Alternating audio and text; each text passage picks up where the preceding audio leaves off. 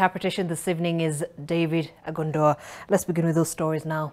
The Kilifi fasting cult will go down in Kenya's history as the worst massacre ever witnessed in the country. This comes after 14 bodies were exhumed on Saturday within a single homestead. A total number of 21 bodies have so far been exhumed from the Chakama mass graves.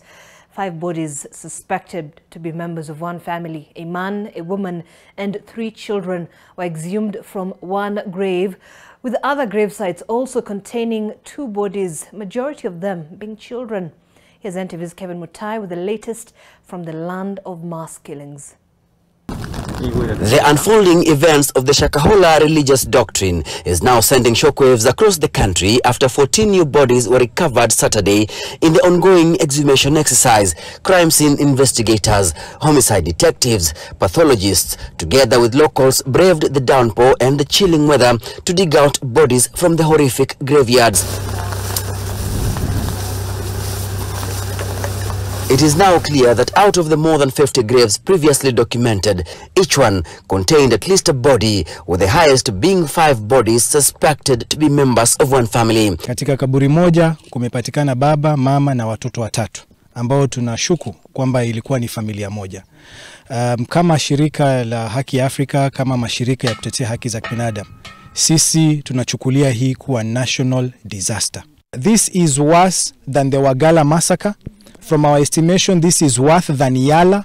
This is worse than Tana River. This doctrine has reportedly been recruiting and radicalizing its members from 2020, a year after the controversial preacher Paul Mackenzie closed his church in Malindi town. This now raises eyebrows on the effectiveness of the security agencies, from the intelligence gathering to the presence of both local and provincial administration officers operating in the region. Many of the followers have died, with fears that those that are still fasting are being executed and buried elsewhere. Here in Chakama, children are being exterminated systematically by a cult, whereby they are forced to starve fast to death. It's a big shock, a big blow to the country. Huyu pasa nafikiri ni extremist. Manake ameweza kuwa brainwash watu mpaka kiasi cha kwamba wanadinai chakula mpaka wafe. Hiyo ni jambo ambayo imetushtua. Na huyu jamaa amerecruit watu ambao wameletwa hawa tangu 2020. Kwa hivyo ni watu ambao wamefanya kuletwa hapa na wakapatia mafunzo mpaka sasa imefikia wakati sasa wana execute yale mafunzo waliyopatiwa kwamba. Locals claim that Mackenzie and his lieutenants were set to kick off their fast in November and die by December after wiping out all the followers of the cult within Chakama. Hata wale ambao wako karibu kupoteza maisha yao wanauawa na wenzao ili waonekane ni kama kwamba wameweza kutekeleza yale waliokuwa wanafanya. We are appealing even to KDF through the Honorable Duale to come down here and make sure this area is combed thoroughly. We fear hundreds could be in danger. We fear hundreds could be dead and buried in shallow graves, as we have witnessed.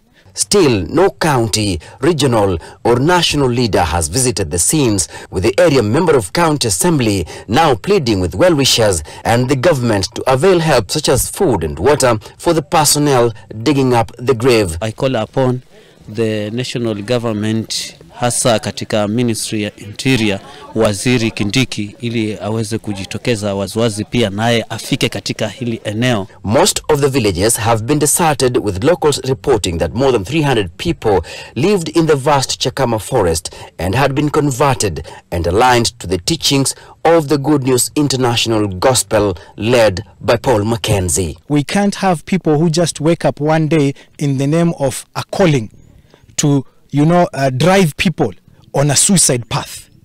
Every church, every mosque, every temple and synagogue must belong to a registered, structured framework where they can be monitored. This situation now calls for more reinforcements to help in the exhumation exercise and a multi-agency security team to conduct a search and rescue operation in the vast Chakama forest and target the perpetrators of this fasting cult.